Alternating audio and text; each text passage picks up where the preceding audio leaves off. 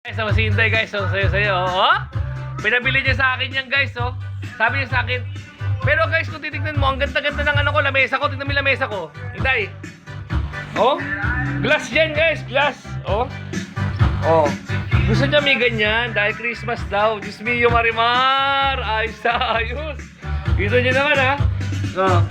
So guys, ano tayo? Relax na tayo. Sold out na tayo eh. Ayan, oh, bago na yan guys. Oh, ha? Talagang Christmas na Christmas ang gusto ng Inday ko. Oh, ha? Oh. Magpabili pa siya ng gano'n, no? Sabi niya sa akin kasi, bili mo na ako kasi mababawi mo naman yan eh. Ngayong araw na to. Dahil may bilao kami kanina. Hindi ko naman na-expect na mauubos ng mabilis. Oh, ha? Alam niyo ba kung magkano kagad lahat yan? Nasa palengke pa lang ako. 550 kasama yan, no? Sabi niya, okay lang yan, makakabawi naman tayo eh. O sige, o yun, bawi naman, o. Para ka lang nakaabono. Paano Inday, paano? Ang indak? Pero, lang. So guys, ang aga pa, oh. Wala na tayong tinda, oh. Relax na tayo, oh. So, ang tayo pang bumibili, sa totoo lang, ang tayo pang bumibili. Pero, tama yan para makrave sila, guys. Bukas na ulit.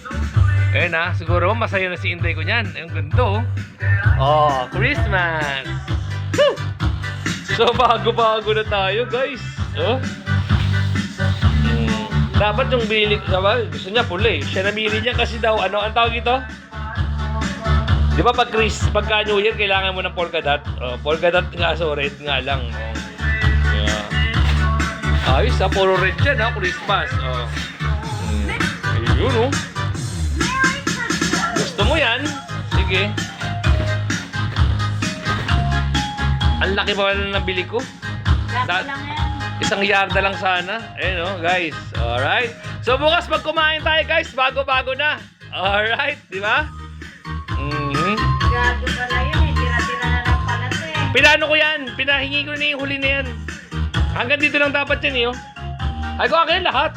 Kaya binigay. Oh, di ba? Alright, di ba? Ganda na naman ang ating lamesa. Sakto.